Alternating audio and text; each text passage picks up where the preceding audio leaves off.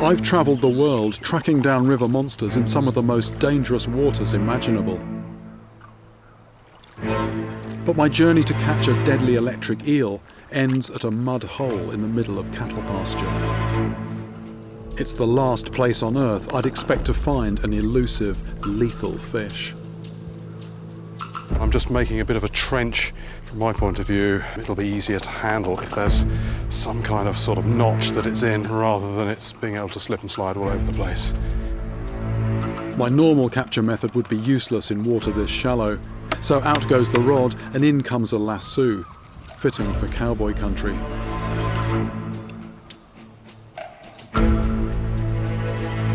Because electric eels don't rely on physical strength, pulling it out of the water shouldn't be that hard. But not getting shocked will be, so protective clothing is essential.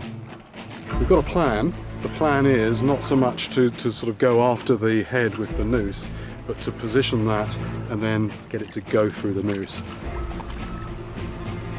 Just taking a few deep breaths, because one slip and it could be very nasty indeed. Need to be so focused and so careful about this.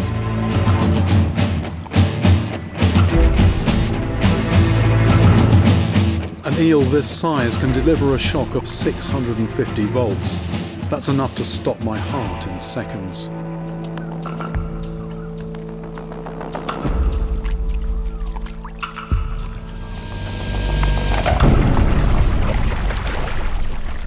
First go, amazing, first go.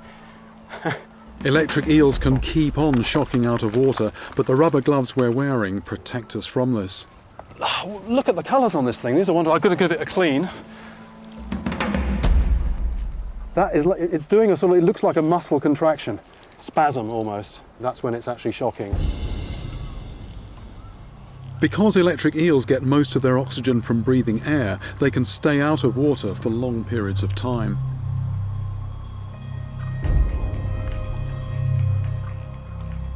That's 5'10½". That's pretty much exactly the same as me. This is exactly the same size as the eel that killed Francisco, the 21-year-old man who died in a tiny pond near Villanova.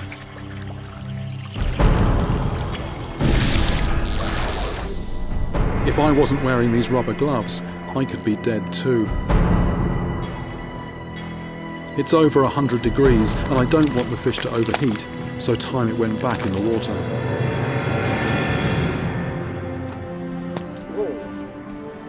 The pond may be shallow at the moment, but the rains are not far behind me. The waters will soon rise, giving this eel the freedom to roam once again. My search led me to this tiny drying out puddle. I mean, the water in there is barely 6 inches deep. It's the last place you'd expect to find a river monster, but that's where it was. There's more, there's more, there's more. There's not just this big one. Again, it looks like wood, but it started moving. We were watching it, and it looks like there's actually several, but smaller, right in with these roots here. I've just never seen anything like this before.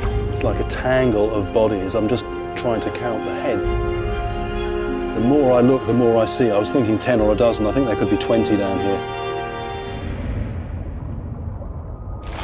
This is a mussoon. It may look like a true eel, but it is in fact another eel. All three cowboys were thrown into the water.